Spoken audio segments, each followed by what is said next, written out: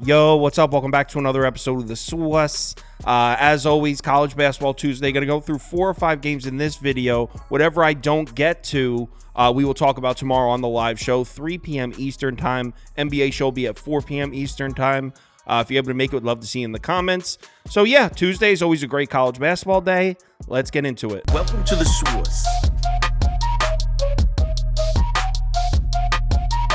The Sauce.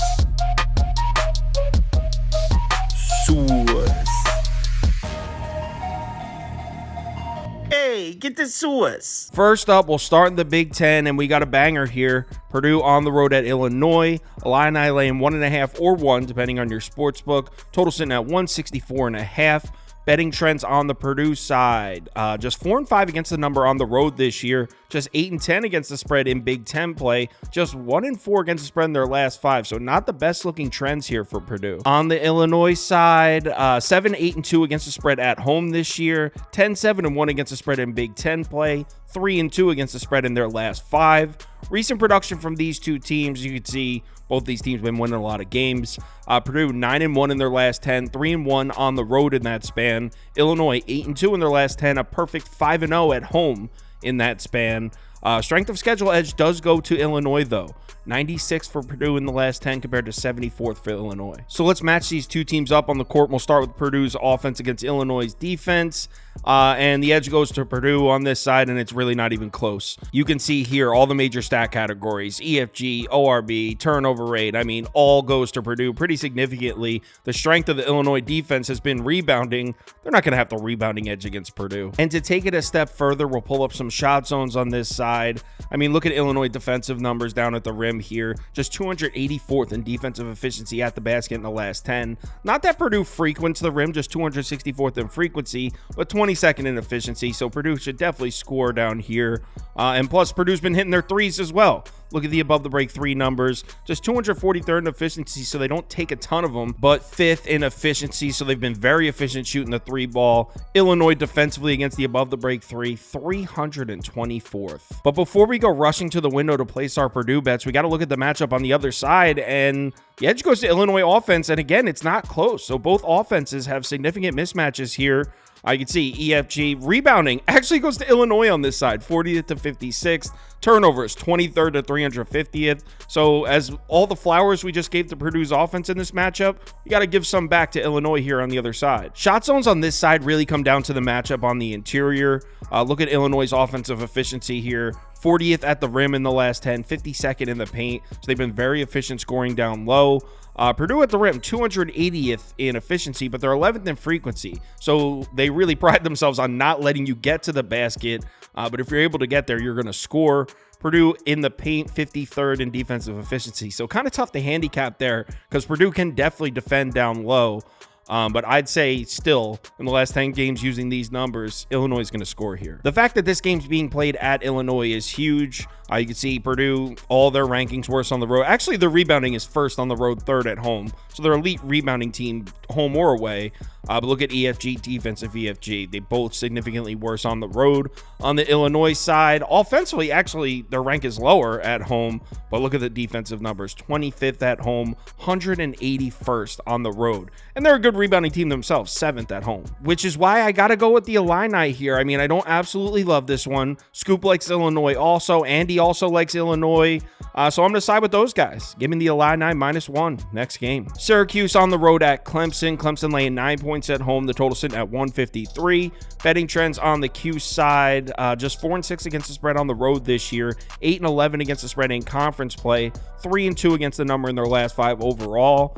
On the Clemson side, 7-7-1 against the spread at home this year. 9-8-1 against the spread in conference play. Also, they are 3-2 against the spread in their last 5. Recent production from these two teams definitely points towards Clemson.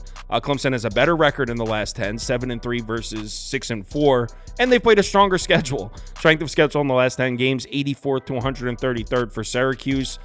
Syracuse 2-3 in their last 5 on the road. Clemson 4-2 at home in that span. Before we get into this one, we need to mention that these two teams already played kind of recently too. It was back on February 10th. Clemson won 77-68. That was on the road in Syracuse. So they won by 9 on February 10th at Syracuse. So let's match these two teams up on the court. We'll start with Syracuse offense. I give the slight edge to Clemson's defense based on these numbers, but it's not overwhelming.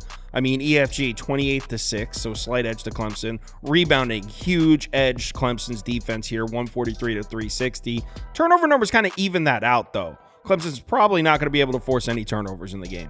Really not much to go by here. We can take a look at the mid-range shooting numbers for Syracuse because that's a huge part of the Syracuse offense. And they have solid, efficient shooting numbers from the mid-range. Problem is Clemson's defensive numbers against those two zones, the short mid-range and the long mid-range, they're really not that bad. 79th and 160th, so really not much to go by here. Now we flip things around and look at the matchup for Clemson's offense, and this is where we give the definite edge to Clemson. Syracuse may be able to create some turnovers here, 16th to 117th in the last 10, but the other two categories, well, specifically, look at efficient field goal percentage, 359th to 108th in favor of Clemson. And shot zones for Clemson's offense, I mean, look no further than the above the break three-point shot.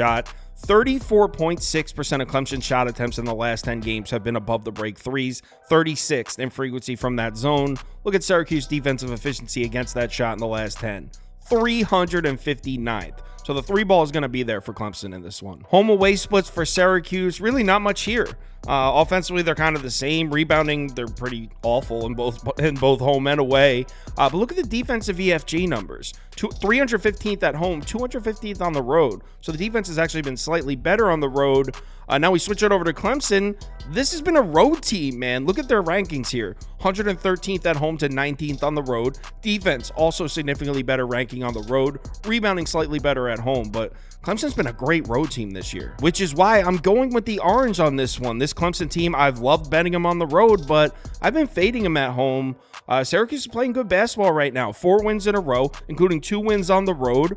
I'm rolling with Syracuse here. Give me the 9 points. Syracuse plus 9 next game. SEC up next. Alabama on the road in Florida. Gators catching a point at home. I actually see a Gators -1. So this is probably going to be a pick'em by the time you're watching this. Total sitting at 177. Betting trends on the Alabama side. 5-4 against the spread on the road this year. 10-6 against the spread in conference play. 2-3 against the spread in their last 5. On the Florida side, 6-8 against the spread at home this year. 8-8 against the spread in conference play. Also, they're 2-3 against the spread in their last 5, just like Alabama. Recent production from these two teams, they're both 7-3 in their last 10, and Florida's a perfect 5-0 at home. Alabama just 3-2 on the road in that span, but look at the strength of schedule. 52nd for Florida in the last 10, Alabama's 6th. So Alabama played a significantly stronger schedule recently. So let's match these two teams up on the court. We'll start with Alabama's offense.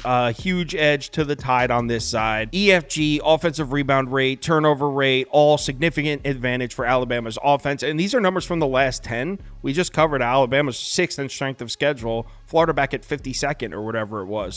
So not only does Alabama's offense have the edge based on these numbers, but they also should be skewed in favor of Florida. But here's the thing. When we take a look at shot zones on this side, actually I can find some value for Florida.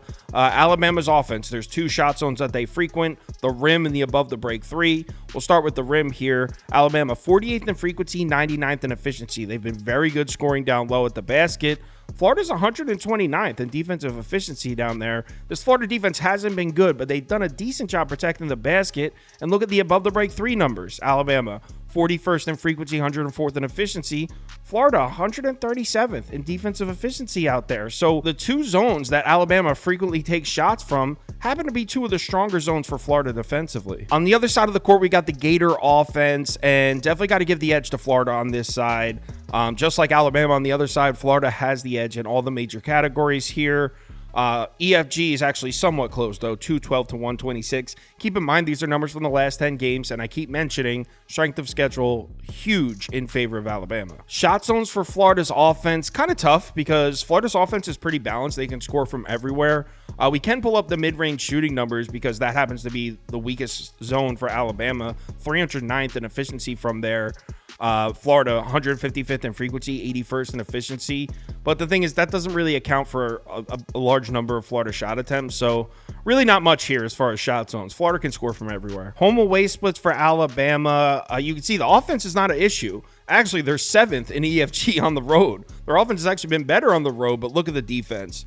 36th at home, 303rd on the road. So that's a concern. And we flip it over to the Florida side, significantly better at home. So home away splits are a situation here for Alabama, which makes betting this game really difficult because I think we all agree Alabama's the better team here, but on the road against a Florida team who's coming off an ugly loss to South Carolina. They blew a lead. Seems like a really good spot for Florida. I guess I got to go with the Gators, but I was hoping to get like 3.5 here. Well, the fact that it's basically a pick 'em makes this one really hard. I'll say Florida or pass. Kind of want to see what everyone else says on the live show tomorrow at 3 p.m., but I'm leaning towards the Gators here. Next game, Kansas State on the road in Kansas. Jayhawks laying 10 points at home, total sitting at 144.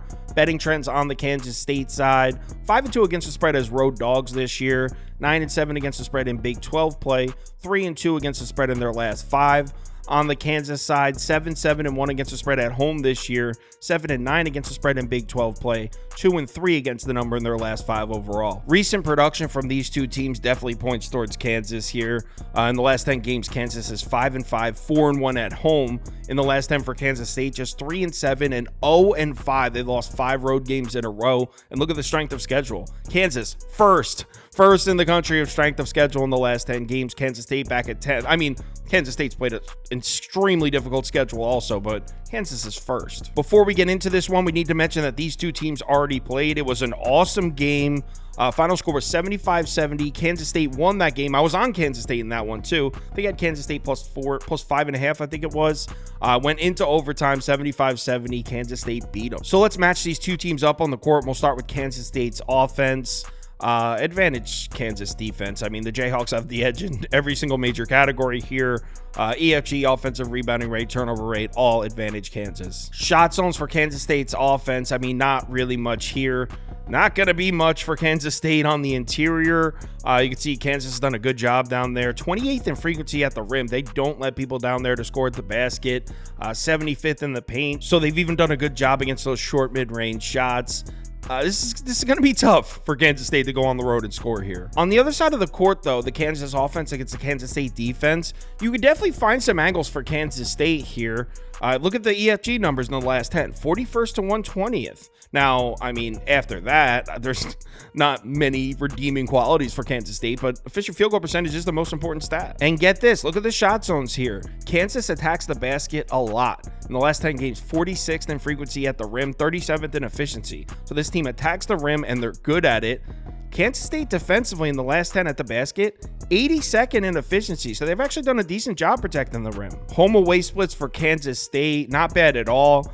In fact, Kansas State's got better ranks on the road, especially in the rebounding department. 126th at home, 53rd on the road. Other numbers, I mean, pretty even. You can probably argue Kansas State's been a better team to bet on the road. On the Kansas side, though, EFG better at home. Defensive EFG better at home. Rebounding percentage better at home. So the fact that this game's being played at Kansas is huge for the Jayhawks. As far as betting this game, I mean, based on the numbers that I'm looking at, there's no way you can lay 10 points with Kansas here. That being said, the spot, I mean, Kansas at home, there's a revenge factor.